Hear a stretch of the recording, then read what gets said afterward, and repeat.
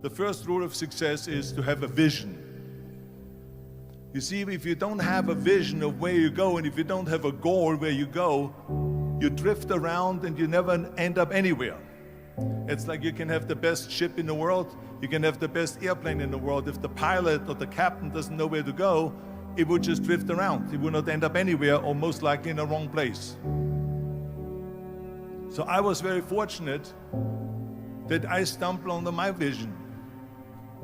I mean, as you know, I was born in 1947 in Austria after the Second World War. And I didn't really like Austria when I grew up. I couldn't wait to get out of there.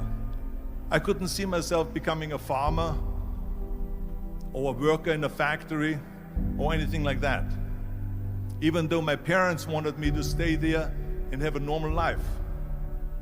My father wanted me to become a police officer like he was. My mother wanted me just to stay there and marry a girl with the name of Heidi, hopefully, and have a bunch of kids and run around like the Van Trapp family in The Sound of Music. But that was their vision, not mine. My vision was totally different. I felt that I was born for something special, for something unique, for something big.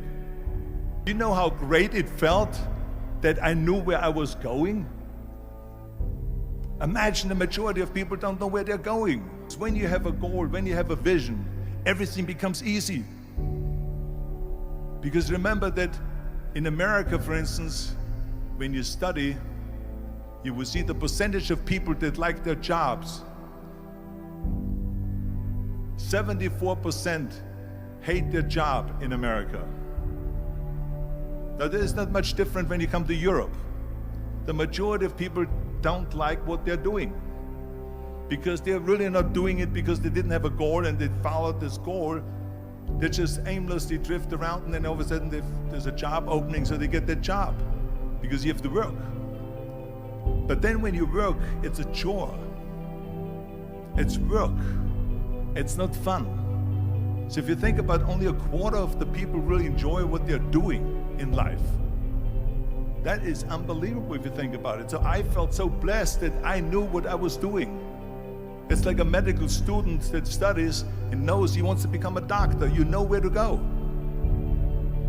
So I knew where to go. So people always ask me, when they saw me in the gym in the pumping iron days, they say, why is it that you're working out so hard? 5 hours a day, 6 hours a day, and you have always a smile on your face. The others are working out just as hard as you do, and they look sour in the face. Why is that?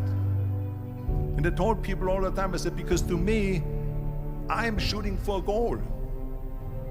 In front of me is the Mr. Universe title. So every rep that I do gets me closer to accomplishing that goal, to make this goal, this vision, turn into reality. Every single set that I do, every repetition, every weight that I lift will get me a step closer to turn this goal into reality. So I couldn't wait to do another 500-pound squat. I couldn't wait to do another 500-pound bench press. I couldn't wait to do another 2,000 reps of sit-ups. I couldn't wait for the next exercise, for the next half hour of posing and all the kind of things that you have to do to be a champion. And with the age of 20, I went to London and I won the Mr. Universe contest as the youngest Mr. Universe ever. And it was because I had a goal. So let me tell you something, visualizing a goal and going after it makes it fun. You got to have a purpose no matter what you do in life. You got to have a purpose. So that's rule number one, have a vision. Rule number two is, don't listen to the naysayers. Don't listen to the naysayers.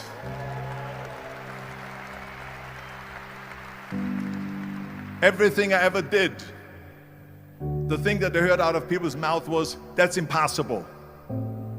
That can't be done. Or no.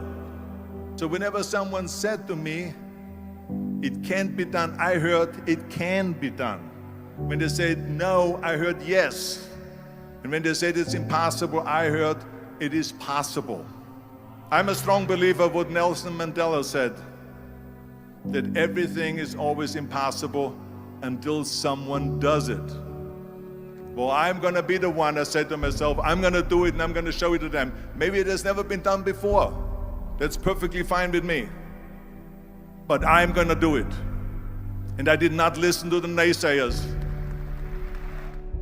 The next thing, the third point that I'm going to make to you is, before we sit down with Jürgen and talk about the rest of the three, is work your ass off. There is no magic pill. There is no magic out there.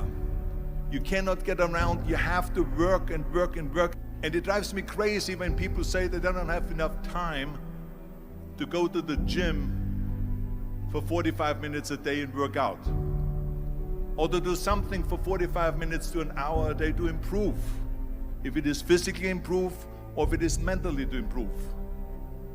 Imagine you read 1 hour a day about history. How much you will learn after 365 hours in 1 year. Think about if you study about the history of musicians, of composers, how much you would know. Imagine if you would work on a business, on some business that you want to develop every day for an hour. Imagine how further along you will go and get.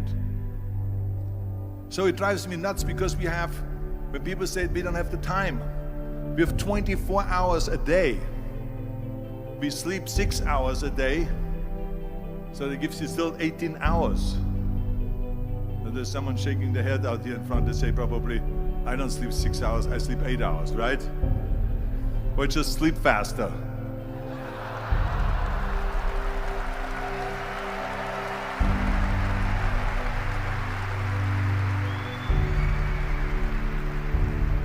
So we have 18 hours a day.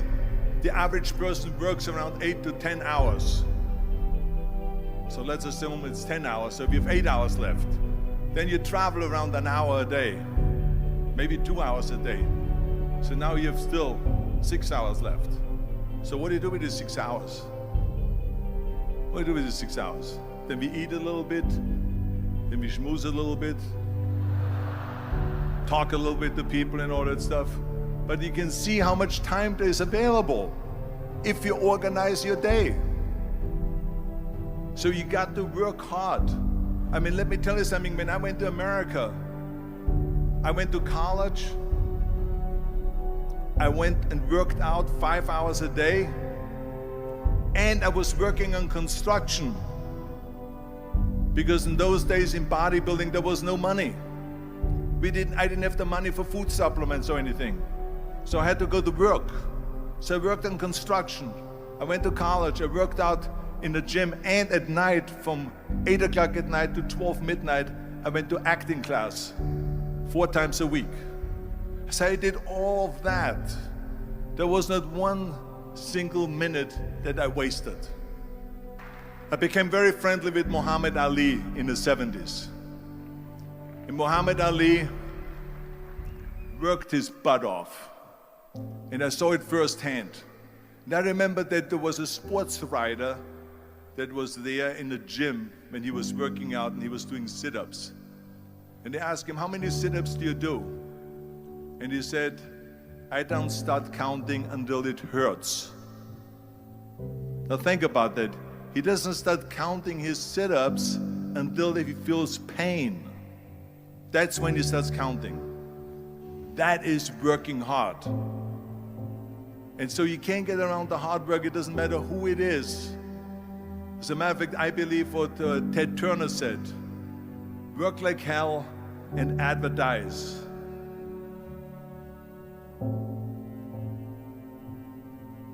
You get it? Work like hell, go to bed, and early to rise, work like hell and advertise. So you work your ass off, and then you let the world know about your work. That's what it is all about. Let people know. If you have a company, if you have a movie, if you do a sports, work your ass off, but then advertise and let everyone know. I hate Plan B. And I tell you why. Because we have so many doubters, as I've said earlier, the no-sayers.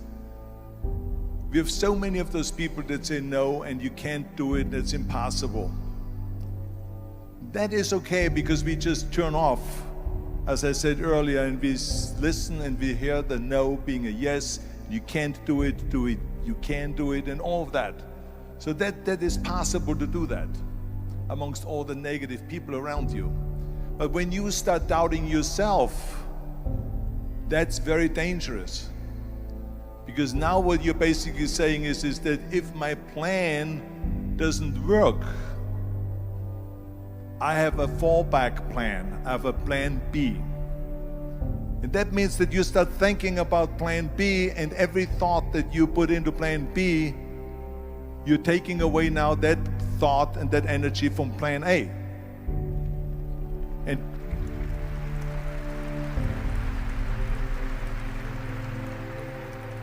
And it's very important to understand that we function better if there is no safety net, because plan B becomes a safety net. It says that if I fail, then I fall and I get picked up and I have something else there that will protect me.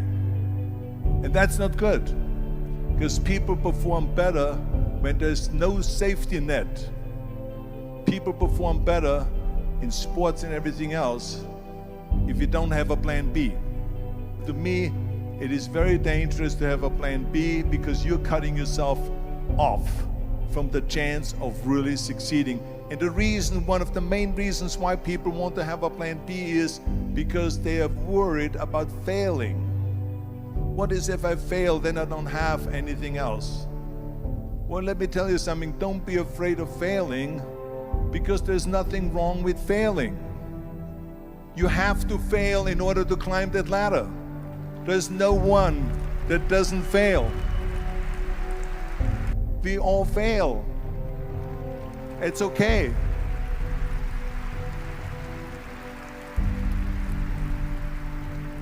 What is not okay is that when you fail, you stay down. Whoever stays down is a loser. And winners will fail and get up, fail and get up, fail and get up. You always get up. That is a winner. That is a winner. Hey, we all lose. We all have losses. This is okay. And this is why I say don't be worried about losing, because when you're afraid of losing, then you get frozen. You get stiff. You're not relaxed. You got to be, in order to perform well in anything, if it's in boxing or if it is on your job or with your thinking, is only happening when you relax. So relax. It's okay to fail. Let's just go all out and give it everything that you got. That's what it is all about. So don't be afraid to fail. This is one of my 6 rules to success. You can only feel complete as a person if you think about what can you do for your fellow member around you that maybe needs help. I felt like that. Everyone has a different motivation why you get into that. I was an immigrant going to America, and I saw how America was the most generous country in the world. I mean, they opened up their arms to me, they helped me, they invited me for Thanksgiving dinner. The people, they brought me, the bodybuilders in the gym brought me plates to my apartment because I had no plates, I had no silverware, I had no bedware, I had no pillows, I had no blanket, I had no TV, I had no radio, I had nothing. They brought it to my apartment. They helped me. And I saw that firsthand, this generosity in America. And I said to myself, as an immigrant that is being embraced with open arms, that I need to go and make sure that I give something back.